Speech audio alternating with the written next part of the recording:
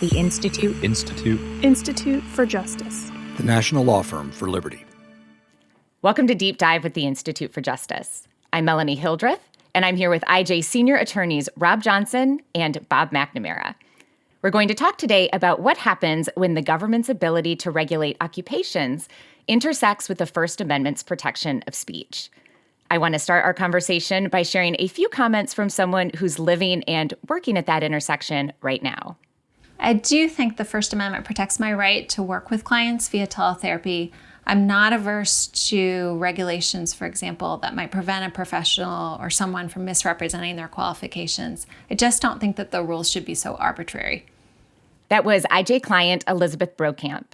Rob, can you give some background on Elizabeth? Who is she, and what arbitrary rules is she talking about in that clip? So Elizabeth Brokamp is a Virginia licensed professional counselor.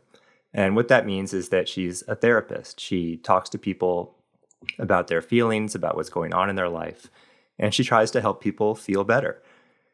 She's been working in that field for over 20 years. She has a master's degree.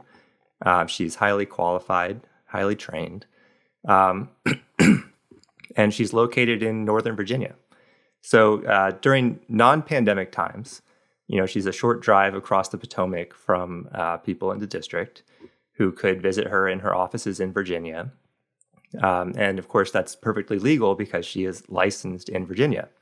But what's happened during the pandemic is, like many mental health professionals, she has moved all of her therapy on the internet. So she's talking to her clients over video chat applications that are very much like the ones that we're using to talk right now. That's been a lifesaver for her and for many other people in the mental health professions. But unfortunately, that's also brought her into contact with a whole thicket of licensing rules. Because in the district, if she talks to a person in their DC home over the internet, she's engaged in the practice of professional counseling in DC. And she's not licensed in DC. And she actually reached out to the DC licensing board. And she said, can I talk to people in the district during the pandemic without a DC license? And they told her no. So she's been contacted by people in DC who have heard about her practice, who want her to work with her, and who think that she can help them. And she's reached out to DC and said, can I help these people? And they've told her no. So if you talk to Elizabeth, what she'll tell you is she views herself as a helper, somebody who wants to help people. And of course, this is a time of just unprecedented need for mental health services. These are people who she thinks that she can help. And yet, because of DC's licensing laws, she's had to turn those people away. Now, is that true of someone who had been an existing patient of hers, or does it apply to anyone in D.C. or only to people who are just now maybe seeking help and had her referred to them or something like that? So in the district, there is currently, because of COVID, an exemption for existing patients. And this is, sort of part of the issue really is it's a patchwork of different laws that vary from state to state. So, in some states during the pandemic, there's no exemption for existing patients. In the district, they've adopted a temporary COVID exemption for existing patients, which of course then raises the question of, if it's okay for someone to talk to an existing patient who, by the way, has to have been previously living outside the district but have moved back to the district during the pandemic, which is sort of an oddly narrow circumstance. If that's okay, then why can't somebody take on a new patient? And then, of course, there are other states that have enacted even broader waivers that allow new patients during the pandemic, and then others that have enacted no waivers at all. And it's really very hard for someone like Elizabeth even to really know what's legal in one state to another or one jurisdiction to another, much less comply with all of those different laws. It's very much in the realm of licensing, but in my introductory remarks and then in Elizabeth's comments, we talked about the First Amendment. So can you talk a little bit about how the First Amendment comes into play in Elizabeth's circumstance? Yeah, so basically what Elizabeth does is she talks to people. She talks to people about their feelings, about what's going on in their lives. That's really what therapy is. It's speech. It's two people sitting down and having a conversation. And, of course, under the First Amendment, the government can't prohibit unauthorized talking. And I think that's even more vivid in Elizabeth's case, because literally all she wants to do in the district is talk, right? Like anything that she's physically doing, which is not much, to be candid. She's sitting there and talking to someone, but anything that she's physically doing is happening in Virginia, where she's a fully licensed professional counselor. And all she wants to do in the district is talk to people over the internet. And our basic claim at a sort of 50,000 foot level is, the government can't prohibit unauthorized talking. And that, I think, is a huge distinction in this case and in kind of how people think about the government regulation of medical services. There's a huge difference between the government regulating whether someone can write you a prescription, say, that gives you access to a controlled substance. Like if someone writes you a prescription for medical marijuana that gives you the legal right to access marijuana, versus someone saying, I think you might feel better if you use some marijuana. The first is giving someone access to a controlled substance. The second is just giving someone ordinary advice about how to live their life, which is something all of us do. We've been on the receiving end of that our entire lives, and all of us give advice like that. And the idea that the government can actually make it illegal just to give that kind of ordinary life advice without the government's advance permission is I think, a striking assertion of power that just kind of gets folded into this idea that, of course, only licensed doctors can write prescriptions. Well, yeah, and that's really, if you look at the details of DC's licensing law, I mean, it's just, it's the way it's written is just staggeringly broad. I mean, if you read the law, it basically says, if you talk to anybody to, quote, facilitate human development and identify and remediate mental, emotional, or behavioral conditions and associated difficulties, then that's you parenting. Have to have this. Then you have to have this license. And that even includes just helping someone to, quote, achieve long-term effective mental, emotional, physical, spiritual, social, educational, or career development. I mean, that basically, if you talk to your friend about a problem in their life, or you talk to a minister or somebody who heads an AA group or a Weight Watchers group. I mean, there's all kinds of different people, and there's also an entire, group of people that call themselves life coaches, and they have no, many of them have no training or particular expertise, but they call themselves life coaches, and they provide what amounts to therapy for people. And DC is basically claiming the ability to regulate all of that speech, which would be just a staggeringly broad assertion of power.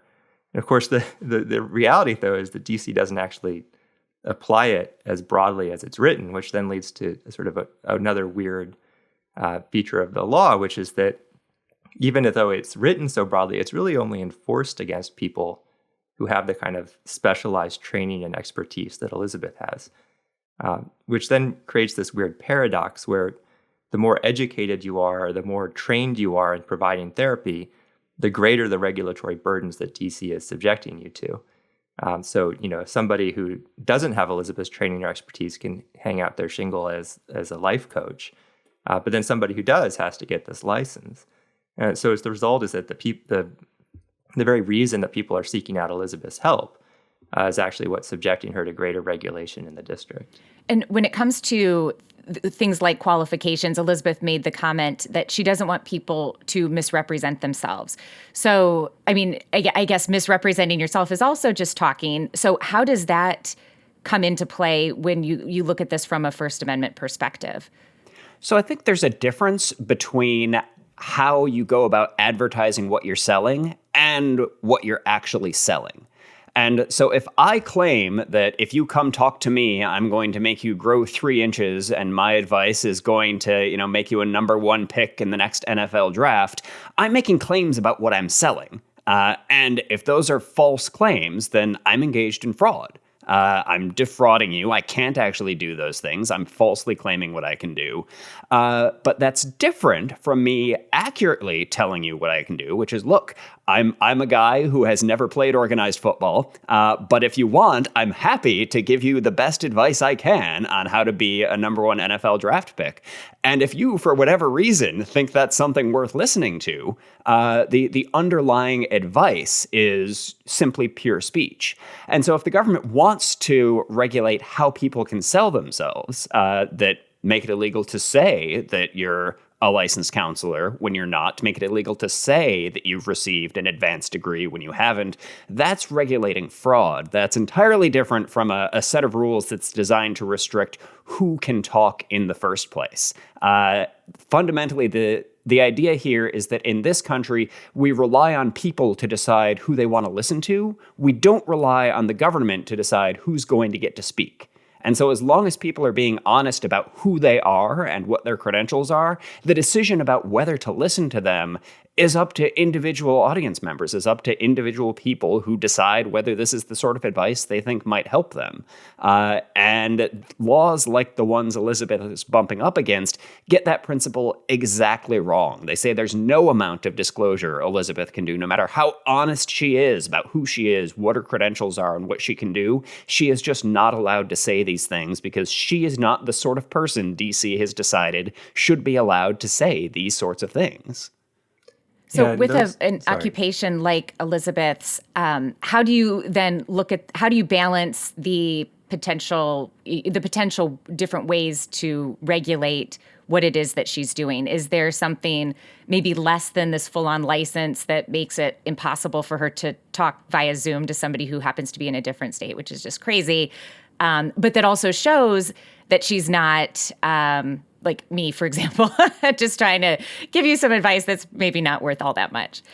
Well, yeah. So I think this really gets at the difference between licensing and certification, which is a distinction that's just hugely important for all of these different licensure laws. I mean, so, licensing basically means if you don't have the piece of paper from the government, you can't engage in something at all. You can't talk at all without a license. And certification means essentially the government creates a title, and the government can't claim a title that kind of has its own independent existence, like psychologist, but the government can create a new title like licensed, Virginia licensed counselor, for instance, would be a good one. They can say, and if you don't have this piece of paper from the government, you can't call yourself a Virginia certified counselor. And then they can create qualifications that you have, courses that you have to take, a test that you have to pass, whatever qualifications that they want. And if you don't have those qualifications, then you can't use that title. And that provides many of the, people say, are the benefits of licensing, essentially that if somebody uses this title, that they have a certain sort of baseline level of qualifications. But it doesn't exclude people from the marketplace who, may have come at things from a different angle, and yet have something valuable to say. And I do think that really matters. Like, I happen to believe that, professional training and counseling is useful, and that there's a very good reason to want to talk to a professional counselor rather than just pour your heart out to a bartender. But it's worth thinking about what the situation would be if it weren't useful. Like, imagine that the government, instead of requiring a degree in counseling, said we're going to require a $10,000 fee for our counselor license. It's very important that people retain the right to go to potential clients and say, look, I'm not a licensed professional counselor, and here's why I'm not, and here's why you shouldn't care about that credential. That people need to be able to evaluate whether the credential is a thing they care about, rather than give the government the power just to, in advance, silence people that it doesn't think should be talking. So going back to the idea that, at its heart, what Elizabeth is doing is just talking. And as you described, Rob, there are a lot of professions that potentially could fall under this because they too involve talking. So you've got pastors, you've got life coaches, you have the professional counselor. And then, on the other end, you have maybe a lawyer. Given that range of kinds of speech, that people can engage in for a living, how does the law, does the way that the law treats these different occupations change depending on what the occupation is and what the kind of speech is? Well, that's a great question, because it really gets at what's something called the professional speech doctrine. And, the reality is that it shouldn't change. speech is speech, and it shouldn't really matter whether you're talking about one topic or the other. But there has been a lot of confusion in the doctrine, and it really goes back to an opinion by former Justice White, in a case called Lowe versus SEC. And in this opinion, Justice White suggests that there's something called the professional speech doctrine, and that speech is entitled to less protection if it's speech by a quote-unquote professional talking to somebody in a professional relationship. It's kind of an odd doctrine for a number of reasons. I mean, one, who is a professional? How do you draw that line? It turns out to be quite difficult. I mean, you have some courts that draw it extremely broadly, saying someone like a fortune teller is a professional. It becomes very hard to sort of say who gets that who falls outside the First Amendment. It doesn't, right? And then the other problem is just there's really no reason in the First Amendment that speech should be entitled to less protection just because it's speaking to a smaller audience. I mean, the example that I'm going to steal from Bob that Bob likes to give is, if you give a talk about a book, and then at the end of the talk you talk to people in the audience. It's not like you have less First Amendment protection when you're talking to people after the talk than you do when you're giving the talk itself. So, it's a very odd doctrine, and actually it's sort of an interesting thing because it comes up in this Lowe versus SEC case, which held that the SEC couldn't prohibit somebody's speech. And Justice White is writing this concurrence, and he's basically philosophizing about potential exceptions to the First Amendment, but he didn't actually say that anybody in that case didn't have a First Amendment right. So it's just basically pure dicta that gets picked up by the lower courts and used to quash a huge amount of speech. Oh, and that's it's a weird thing about how the law develops, because the Supreme Court never touched Justice White's concurrence in Lowe v. SEC. The Supreme Court never said this is right. It never once favorably cited Justice White's concurrence in Lowe v. SEC. But the lower courts just latched onto it and said this must be the law, even though it wasn't the law. And spun out this entire doctrine where people in positions like professionals, people who had a great deal of moral authority, somehow got less First Amendment protection, which is, I mean, as Rob says, it seems exactly backwards as a matter of just free speech philosophy, that like we shouldn't be protecting speech less because it's more persuasive. It seems insane to say, oh, you're a doctor, you're a lawyer, people are going to be so persuaded by your speech that you must be outside the First Amendment. When usually we think about the First Amendment as a tool to protect useful, persuasive speech, but it's also a doctrine that just ran completely off the rails. I mean, we had one case where the state of Kentucky had sent a cease and desist letter to our client for engaging in the unauthorized, unlicensed practice of psychology for writing an advice column, a newspaper advice column, like a Dear Abby style question and answer. And they said, oh, that's personal advice. That puts your newspaper column within the professional speech doctrine. And so it was this idea that just went completely off the rails and threatened, frankly, to swallow a huge swath of what is the most important speech. Like in your day-to-day life, it's certainly all well and good that people can march in the streets and carry signs advocating for or against whatever they want. But in your actual life, in the decisions you make on a day-to-day basis, they're not influenced by people carrying signs in the street. They're influenced by these sorts of one-on-one communications that were suddenly getting sucked out of the First Amendment entirely.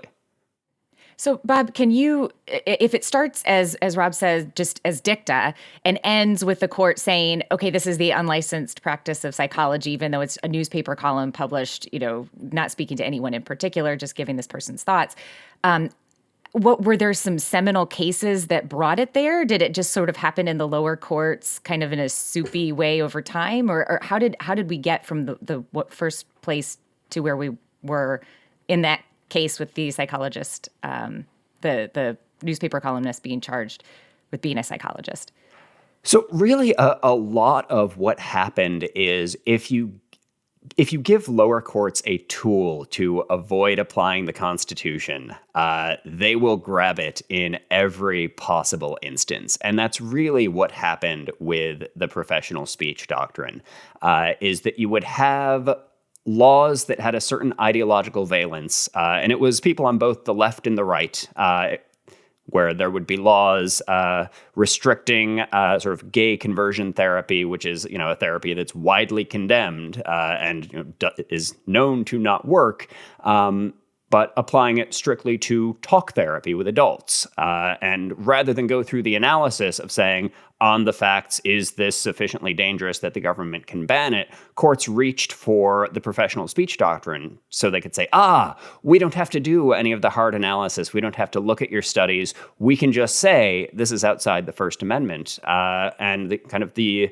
same thing happened in the opposite ideological direction, where Florida passed a law making it illegal for doctors to ask their patients whether they owned guns. And it was fueled by this fear that, doctors were going to be sort of using their moral authority to intimidate people out of being gun owners. But again, it's just talking. And doctors said, why can't I ask the question? And instead of going through the analysis, the temptation for the courts was to say, you're a medical doctor, you're outside the First Amendment. We get an analytical get out of jail free card.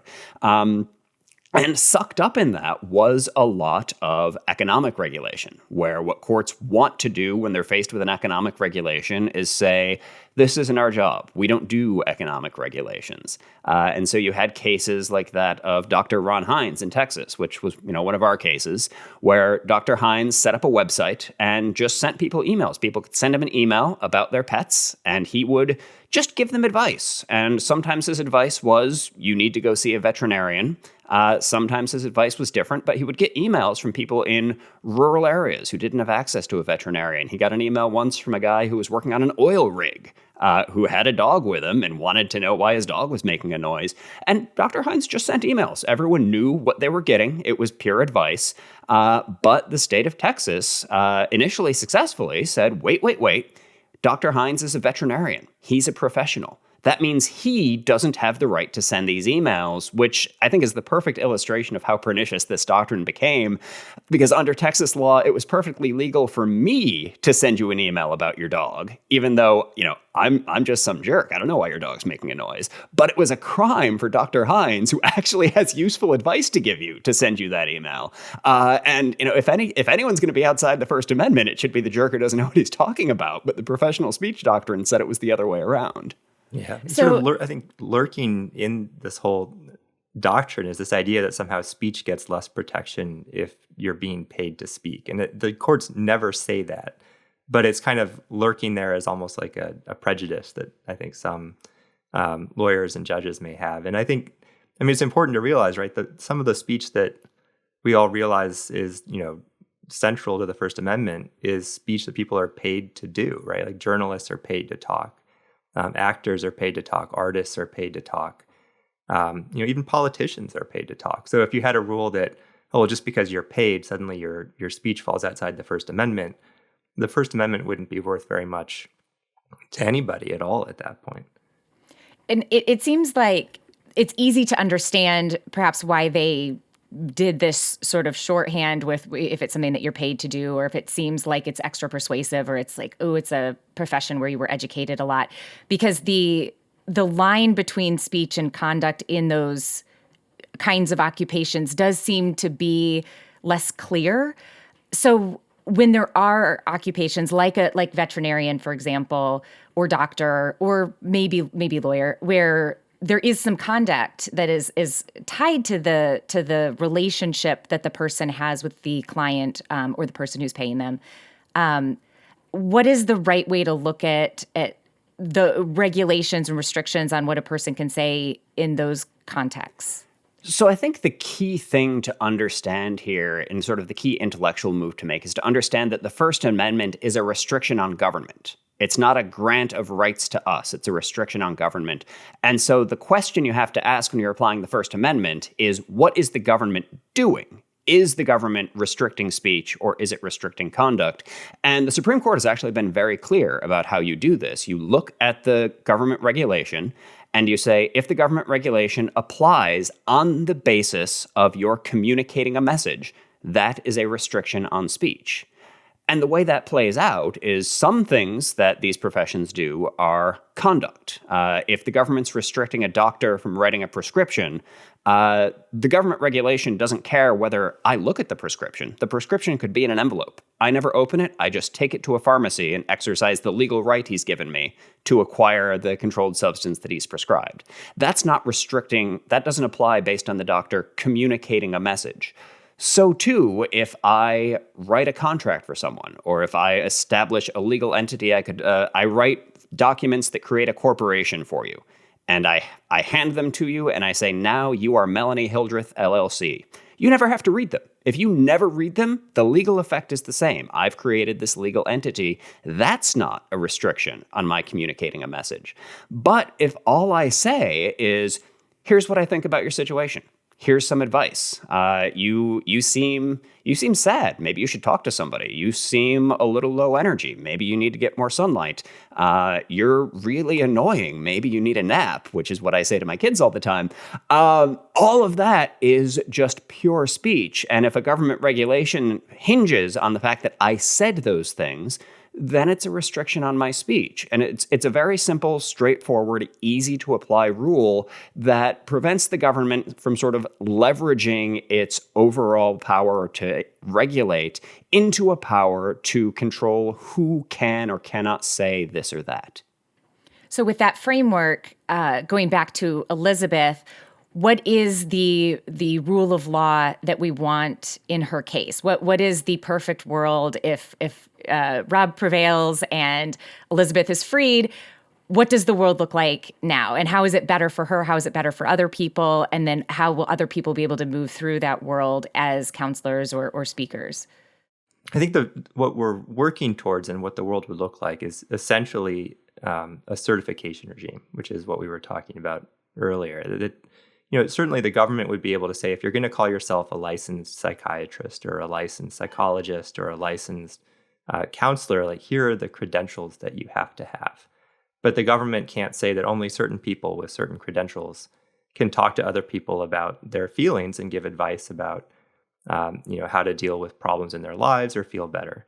And in some ways that is the world we live in already, because like I said, I don't think anybody really thinks that they can monopolize who can talk to other people about their feelings, which is why you do have unlicensed, life coaches or other people who are offering services that really fall within the definition of counseling, for instance.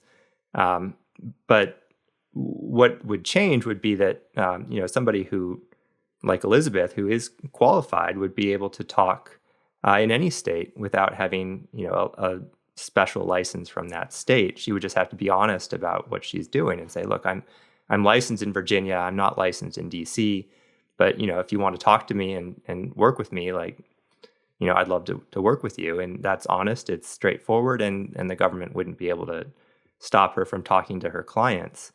And I think I touched on this earlier, but it's important to realize, too, this isn't just DC, right? This is states all across the country that have these types of laws. And the burden here on Elizabeth and on her clients isn't just DC. It's, a client might move out of the DC area for a job, or someone might go off to college and might want to continue working with Elizabeth. And she can't do that if they're moving to a state where she can't talk. So what we're working towards is a regime where Elizabeth can talk to her clients wherever they're located. If they're out of the district for a week, if they're out of the district for a weekend, or if they move for the rest of their life, she should be able to talk to people wherever they are, because the First Amendment applies across the entire country, and her right to talk is nationwide, and her right to talk doesn't depend on sort of artificial geographic boundaries between different states. With that, we're out of time. Thank you both for your thoughts and insights, and thanks to everyone for joining us for today's deep dive. If you enjoyed this episode, you can get more wherever you get your podcasts or on YouTube, and don't forget to subscribe.